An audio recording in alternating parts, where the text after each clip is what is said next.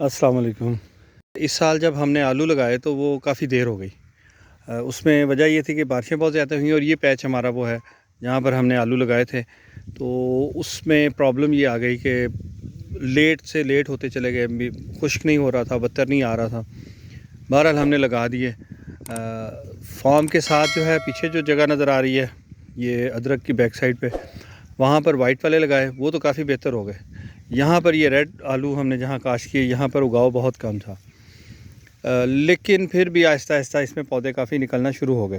لیکن اب دیکھیں تو آپ کو دکھائی دے رہا ہوگا کہ یہ تھوڑی تھوڑی جہاں ڈگنگ ہوئی ہے، یہ ساری ڈگنگ جو ہے وہ سے نے کی ہے، سے نے ڈگنگ کر کے اندر سے آلو کھا لیے ہیں اور پودے ڈیمیج کر دیے ہیں۔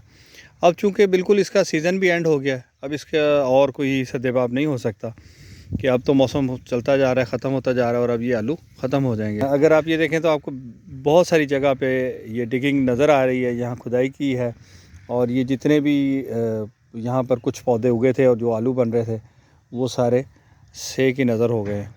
تو دیکھیں یہ تو پریڈیٹرز ہیں، یہ ساتھ ساتھ رہتے ہیں، ہم اس کو کنٹرول کرنے کی کوشش بھی کرتے ہیں، لیکن بہت چھوٹا سا پلاٹ ہے جس کے اندر ہم نے یہ آلو لگائے ہیں، اور اتنی چھوٹے سے پلاٹ کے لیے پھر وہ ایفرٹ ذرا مشکل ہو جاتی ہے کہ آپ اس کو کیسے کور کریں، تاریں لگائیں، اس کو کور کر لیں۔ لیکن ہم بغیر سپرے دوائی اور ان ساری چیزوں کے کوشش میں لگے ہوئے ہیں کہ ایٹ لیسٹ ہم اپنے لیے اتنی کراپ تیار کر سکیں جو ہمیں اپنے گھر کے لیے استعمال کے لیے مل سکے۔ تو یہ ساتھ ہے جی، یہ دیکھیں یہ حالات ایسے ہی ہیں، اور ان کے ساتھ ہی ہم جو ہے وہ وقت گزاریں گے اور اس کے ساتھ ہی یہ سارے کام چلیں گے۔ یہ دیکھیں یہاں پر بھی چھوٹے چھوٹے آلو، یہ تو شاید سیڈ والا آلو ہے، اور باقی جو چھوٹے بن رہے ہیں وہ نکل گئے ہیں۔ یہاں پر بھی اگر ہم دیکھیں، یہ دیکھیں تو یہ بھی یہی حال ہے۔ تو بھی آلو کا سائز بہت چھوٹا ہے، یہ تو نہ ہونے کے برابر ہے، چھوٹے چھوٹے آلو ہیں۔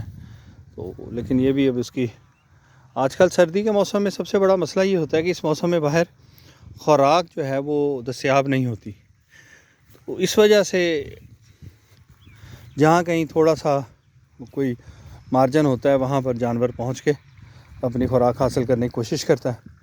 اور چونکہ اگر تو یہاں پر بڑے اسکیل پہ آلو لگائے جاتے ہوں تو پھر وہ ڈیمیج ڈیوائیڈ ہو جاتا ہے 2 4 5 لوگوں یا 5 ایکڑ پہ اگر آ جائے گا تو وہ نقصان کوئی اتنا خاص محسوس نہیں ہوتا۔ تو اگر یہ 5 6 ایکڑ 10 ایکڑ لگے ہوں تو یہ ڈیمیج کوئی ڈیمیج نہیں ہے، لیکن جب چھوٹی سی کیاری لگی ہے تو اس میں یہ ڈیمیج جو ہے نا وہ بہت زیادہ محسوس ہوتا ہے۔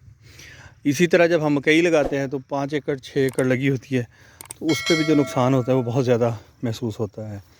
بہرحال اب دیکھیں گے کہ اس بار ہمیں کتنے آلو مل سکتے ہیں، تو انشاءاللہ وہ جو ہماری قسمت میں ہوگا ہمیں مل جائے گا۔